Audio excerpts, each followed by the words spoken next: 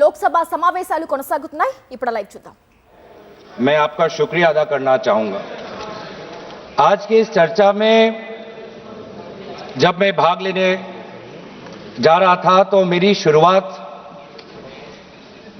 अलग थी, लेकिन अब जो हमने हाउस में विटनेस किया, मैं सीधा Supreme Court of India in नमाम रेबिया वर्सेस डिप्टी स्पीकर में सुप्रीम कोर्ट ने क्या कहा, मुझे उनकी बात पहले याद आ रही है, क्योंकि उस जजमेंट में सुप्रीम कोर्ट ने कहा the speaker is expected to have a sense of elevated independence. इस पे रूलिंग आ चुकी है. सर मैं तो भाषण दे रहा हूँ,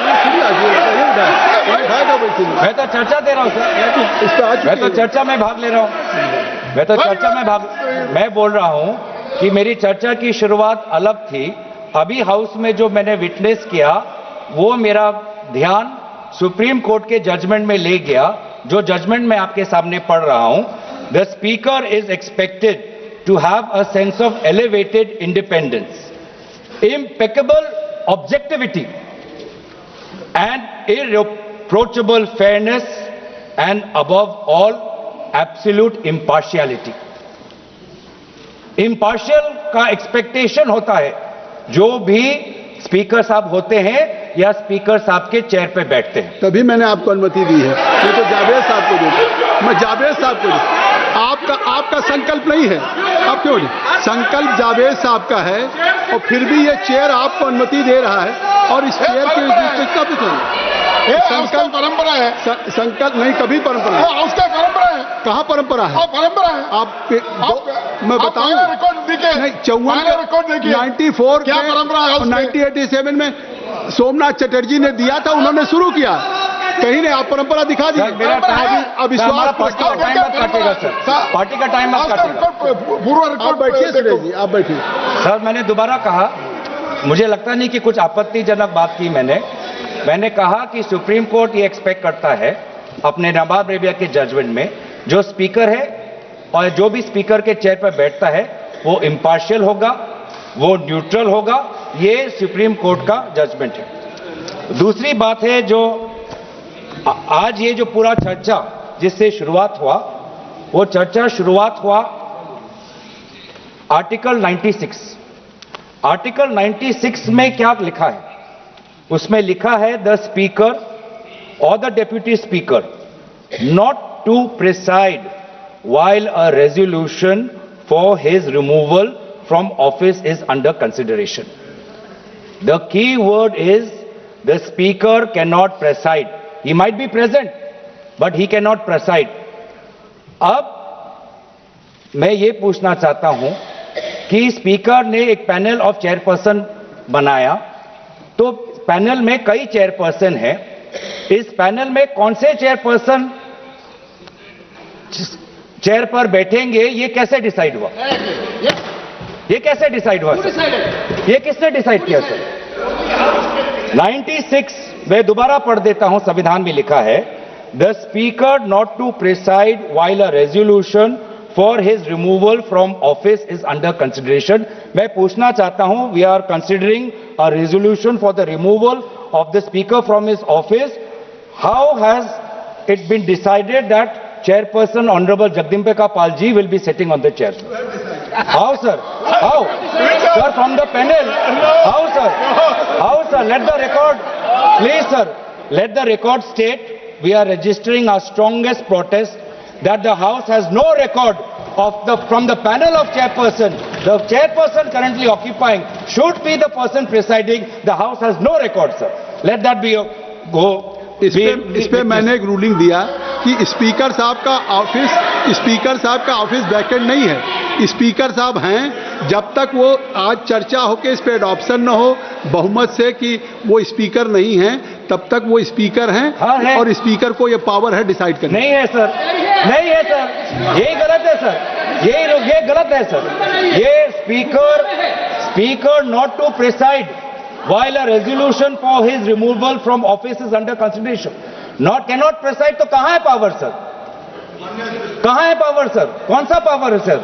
माननीय गृह मंत्री है, प्रेसाइडिंग का पावर नहीं है। माननीय गृह मंत्री अध्यक्ष जी मैं इनको टोकना। माननीय गृह मंत्री अरे भाई बैठो ना। बैठ जाइए नहीं बैठ जाइए क्या माननीय अध्यक्ष जी, माननीय गृह मंत्री मैं इनको टोकना नहीं चाहता। प्रिसाइड शब्द प्रयोग जो किया गया है संविधान के अंदर, वो हाउस को प्रिसाइड करने के लिए किया गया है।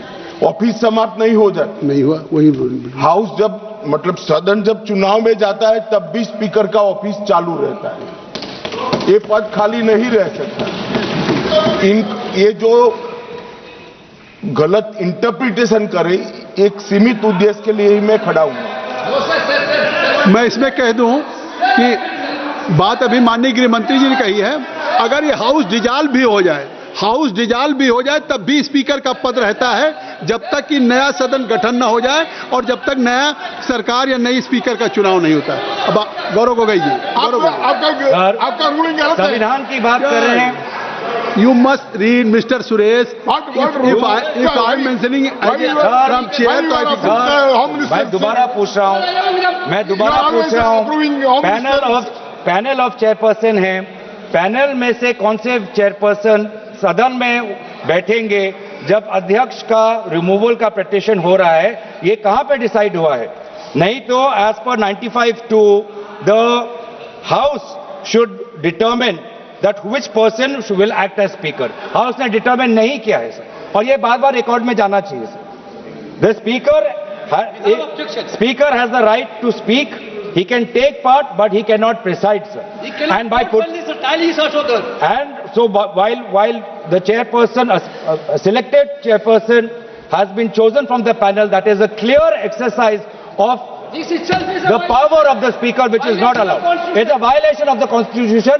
और यही हम देख रहे हैं पिछले 5 साल से, क्योंकि आज आप, जिसे हमारे ऑनरेबल कॉलीग वेणुगोपाल जी ने कहा कि इससे पहले भी 3 बार इस लोकसभा सदन के अंदर अविश्वास प्रस्ताव आया है, 87, 56 और 66 और 54 में।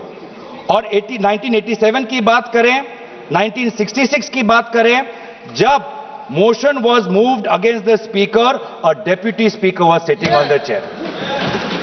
A deputy speaker was speaking on the chair. और आज ऑपोजिशन इंडिया अलायंस के लगभग 200 सांसद होने के पश्चात भी आज यहां पे डेप्यूटी स्पीकर नहीं है।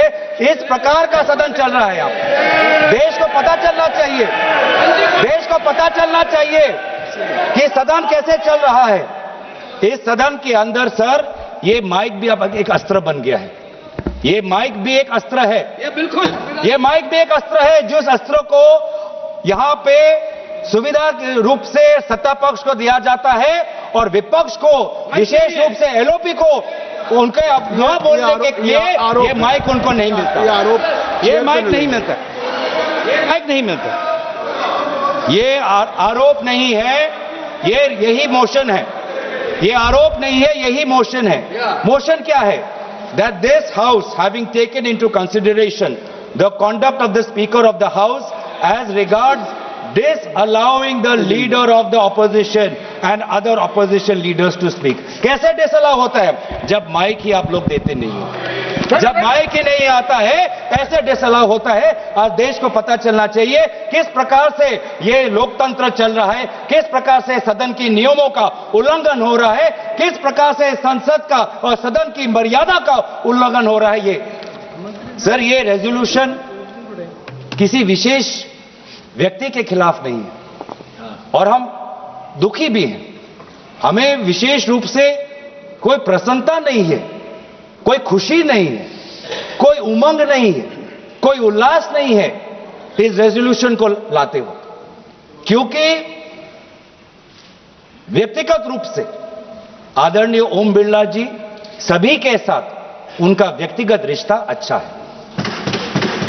इसीलिए हम दुखी हैं कि हमें आदरणीय ओम बिरला जी के खिलाफ इस प्रकार से अविश्वास प्रस्ताव हमें लाना पड़ रहा है। हम मजबूर हैं, लेकिन जहां पर हम खेद प्रकट करते हैं, जहां पर हम अफसोस प्रकट करते हैं, हमारा धर्म है कि संसद की मर्यादा को बचाना, और इस धर्म के अनुसार आज हम ये रेजोल्यूशन ला रहे हैं, क्योंकि इस सदन के अंदर हर सदस्य का ये कर्तव्य है कि संसद की गरिमा, संसद की मर्यादा और संसद के कानून को, नियमों को बचाना, और उस कर्तव्य के अनुसार ही आज ये हम अविश्वास प्रस्ताव ला रहे हैं। ये व्यक्तिगत रूप से ओम बिरला जी पर हम आक्रमण नहीं करना चाहते हैं, ये हाउस के डिग्निटी को बचाने के लिए संविधान